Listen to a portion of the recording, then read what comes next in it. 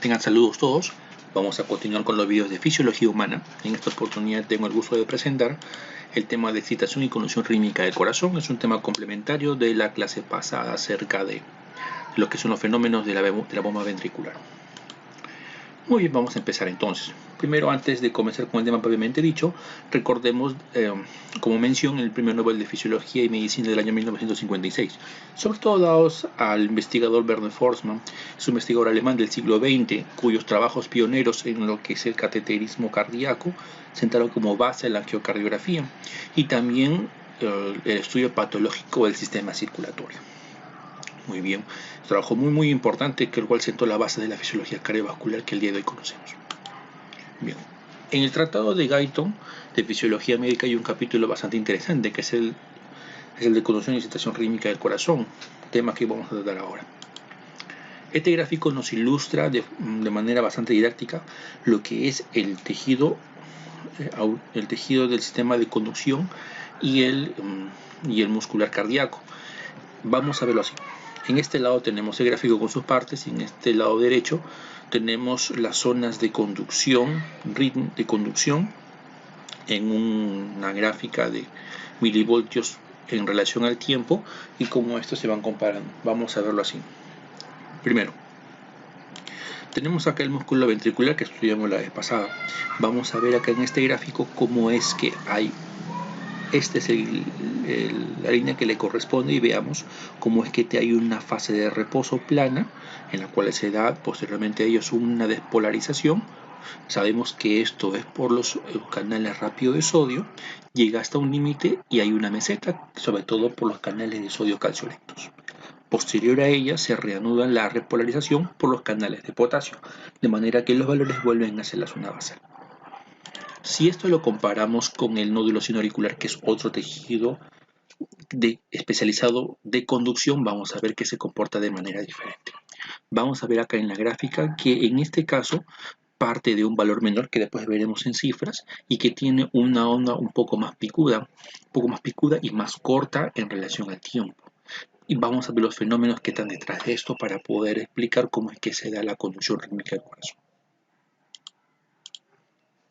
En este gráfico podemos ver cómo es que se compara las fibras del nódulo sinusal y las fibras del músculo ventricular. Primero comencemos con las segundas. En esta raya verde tenemos las fibras del músculo ventricular dadas con esta rayita y vamos a ver que, como explicamos antes, hay una fase de meseta, una fase de reposo, aproximadamente con un valor de menos 90 milivoltios, de los cuales después de una excitación hay un periodo de despolarización por el canal rápido de sodio hasta aproximadamente un valor de más 20, posteriormente una fase de meseta y repolarización, y por lo cual justifica esta forma.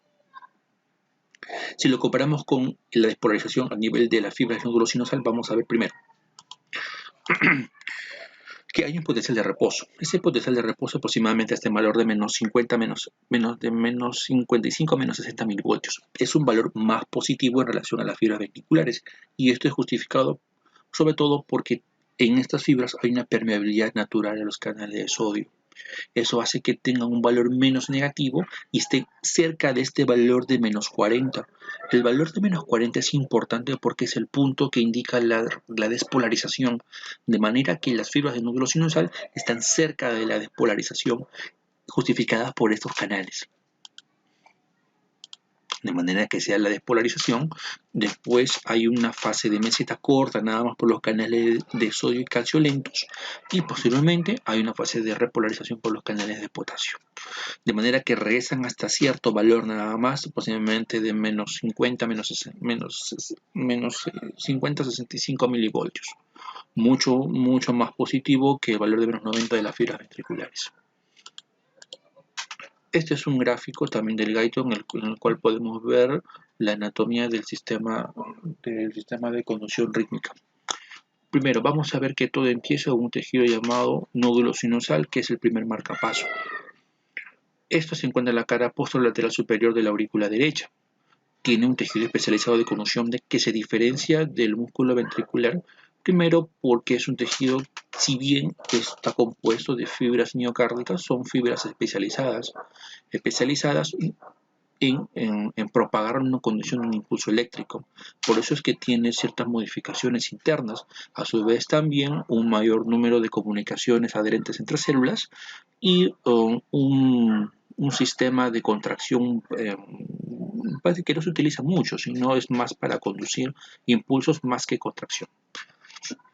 A partir de este nódulo sinusal se van a partir tres haces de tejido que se llaman haces internodales, que comunican el nódulo sinusal con el siguiente nódulo que se llama nódulo auriculoventricular o nódulo AB.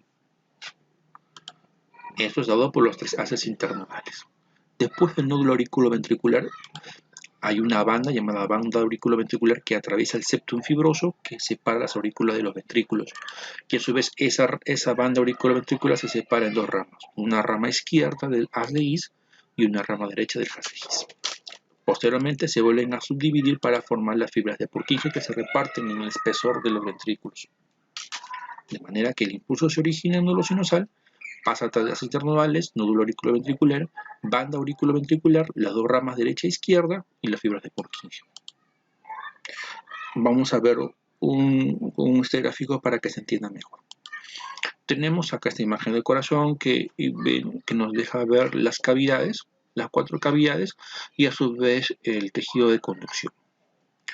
Como ya hemos explicado antes, el trabajo, el ciclo cardíaco se inicia en las aurículas. Vamos a ver esta vez desde el punto de vista eléctrico. Se comienza en el nódulo sinusal. La excitación comienza de manera espontánea en el nódulo sinoauricular. ¿Por qué? Porque este es un tejido autoexcitable y esa autoexcitación tiene una frecuencia aproximadamente de 70 a 90 latidos por minuto. Eso es dado por la naturaleza propia de la histología y la correlación o el cómo se relaciona con los iones externos, sobre todo el sodio. De manera que cuando se inicia en un nódulo sinoauricular se reparte a todos los ventrículos y llega hasta el nódulo AB.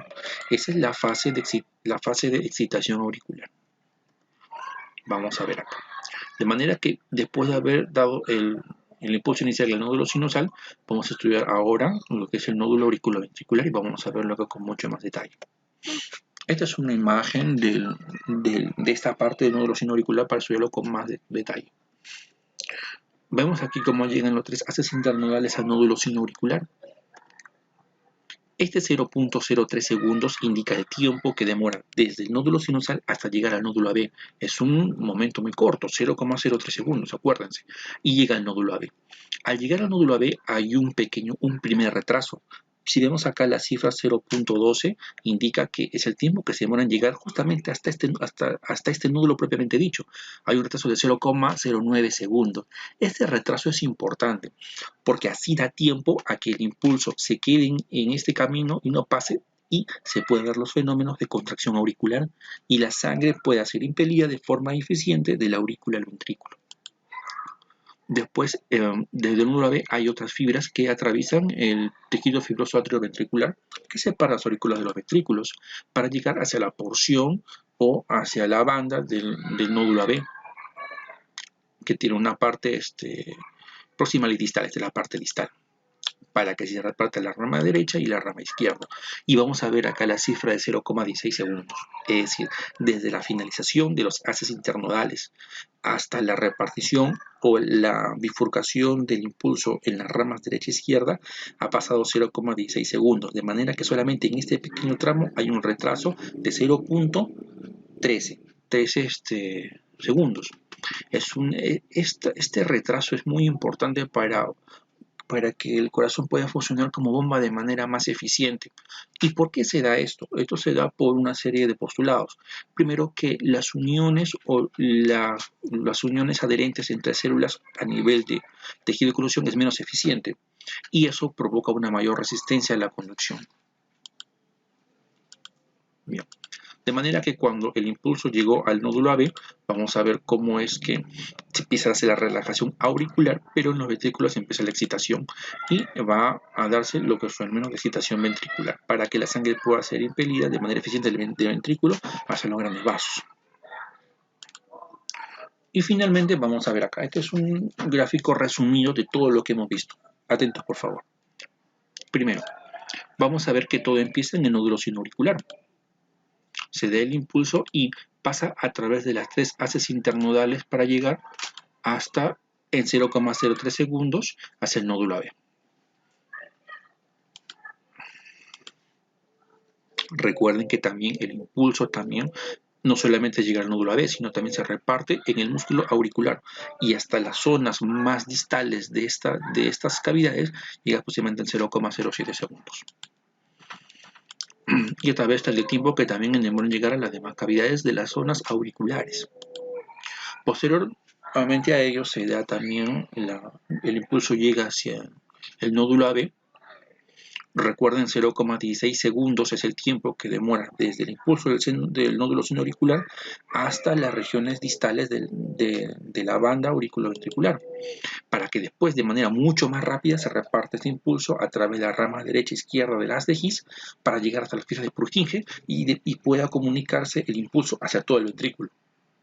0,17 segundos para llegar a las ramas izquierda y derecha, 0,18 para poder repartirse en el haz de His, y vamos a ver cómo es que así llega hasta la zona más proximal.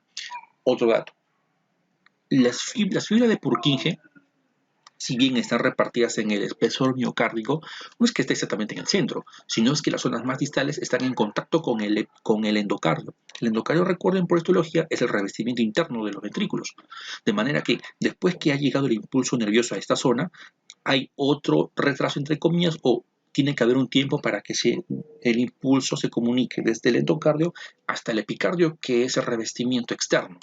De manera que aproximadamente pasa 0,1 a 0,3. Por ejemplo, veamos acá, en esta parte distal del ventrículo, vamos a ver de cómo de 0,19 llega hasta 0,22, 0,03 segundos demora para tratar todo el espesor miocárdico. Y esto es importante, 0,3 acá también 0,2, 0,2. Obviamente acá en el ventrículo derecho es menos tiempo porque el espesor del miocardio es menor en comparación del ventrículo izquierdo. Y así es como se da el impulso, ¿sí? Luego, espero que haya quedado todo claro esto. Solamente a manera de repaso. Nódulo sinoauricular, empieza el impulso. Pasa por los haces internodales y en 0,3 segundos llega al nódulo AB. De ese nódulo AB, para que se empiece a repartir en las bandas, en la porción distal de la banda AB, pasa 0,16 segundos, 0,13 segundos de retraso, eso es importante. Se reparte en el haz izquierdo y derecho del haz de His y está en 0,7 segundos y se reparte por las fibras de Purkinje, y en la parte más distal 0,19 segundos, aparte del 0,3 segundos en promedio de lo que demora del epicardio del endocardio hacia el epicardio. Esto es importante porque el orden y el tiempo que pasa en esto es fundamental para entender las manifestaciones electrocardiográficas. Eso lo vamos a ver después en un tema de electrocardiograma normal. Muy bien, espero que haya quedado claro esto para poder continuar con los demás videos. ¿Sí? Acá he resaltado los tiempos de retraso que hay desde el inicio, 0,3 a la zona distal, 16, y hasta las zonas finales. La bibliografía básicamente es el Guyton de fisiología y el GANON, para que lo puedan revisar también ustedes mismos y puedan ganar mucho más detalle en relación al explicado. Espero que les haya agradado el video. Un abrazo a todos y gracias.